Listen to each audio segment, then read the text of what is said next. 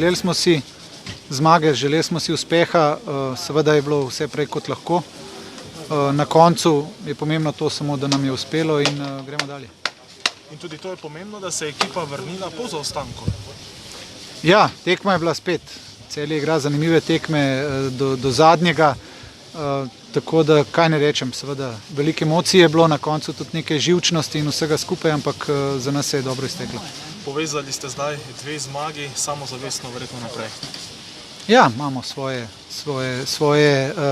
cilje, svoje ambicije, tako da v redu je. Fantje so danes odgarali, seveda, in bom na analizi najdel kakšne napake, se bo sigurno našlo, ampak zopet s pristopom niso razočarali in so dali tisto, kar v tem trenutku lahko.